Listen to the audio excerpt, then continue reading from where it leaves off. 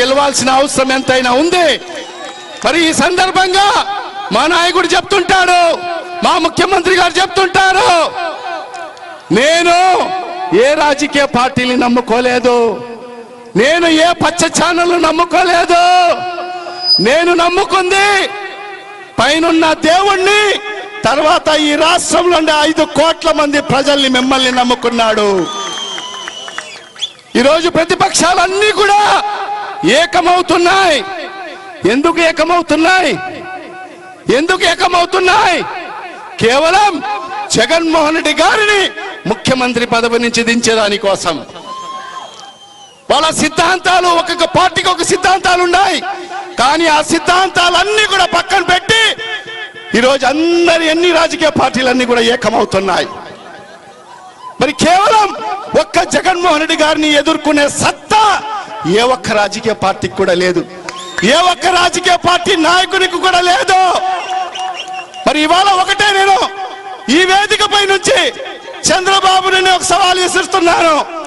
మా నాయకుడు చెప్పినట్టుగా మీ కుటుంబానికి మేలు జరిగింటేనే, మీ ప్రాంతానికి మేలు జరిగింటేనే, మీ నియోజకవర్గానికి మేలు జరిగింటేనే నన్ను మరొకసారి ఆశీర్వదించండి అని చెప్పే దమ్ము, ధైర్యము ఎవరికైనా ఉందా? 14 ఏళ్ళు ముఖ్యమంత్రిగా పనిచేశాడు చంద్రబాబు నాయుడు.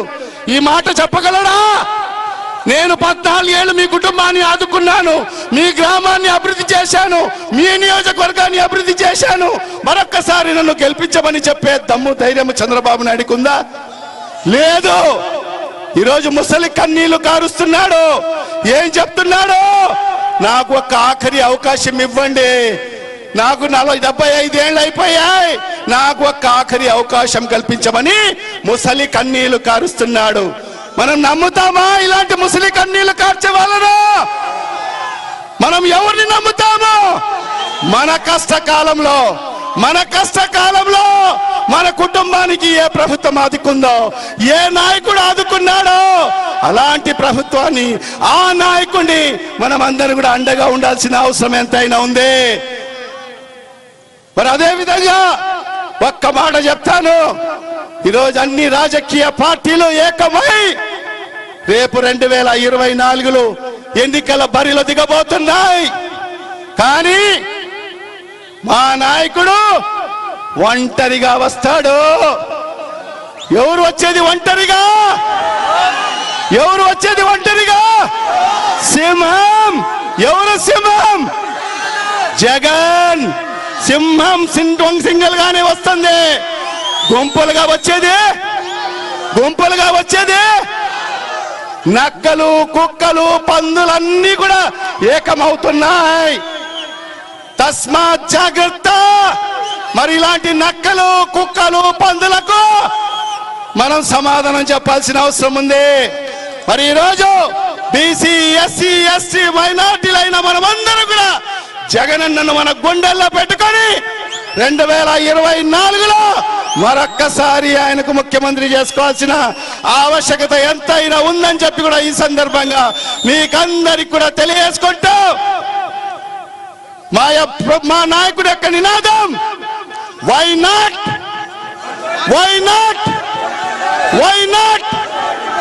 175 175 స్థానాలలో కూడా వైఎస్ఆర్ కాంగ్రెస్ పార్టీ జెండా రెపరెపలాడాలి.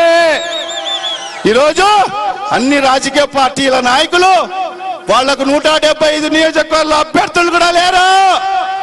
వాళ్ళందరూ కూడా ఎదురు చూస్తున్నారు. ఎందుకు ఎదురు చూస్తున్నారంటే జగన్మోహన్ రెడ్డి గారు ఎవరిని టికెట్లు లేదంటాడో వాళ్ళందరూ కూడా మా పార్టీలో వస్తారు, వాళ్లకు టికెట్లు ఇవ్వాలని చెప్పి ఎదురు చూస్తున్నారు. కానీ ఇవాళ మా నాయకుడు ఒక మాట చెప్పాడు. మరి ఈరోజైతే ప్రజలు ఎవరిని ఆదరిస్తారో 1 సంవత్సరం ముందు నుంచే చెప్తున్నాడు, మీరు ప్రజలతో ఉండండి, ప్రజలతో మమేకం కాండి, ప్రజలు ఎవరిని చెప్తే వాళ్ళకే నేను టికెట్ ఇస్తానని చెప్పడం జరుగుతుంది. మరి సర్వేల ప్రకారంగానే నేను టికెట్లు ఇస్తానని చెప్పడం జరిగింది. మరి దాని ఆధారంగానే మరి ఈరోజు టికెట్లు కూడా ఇవ్వబోతున్నారు.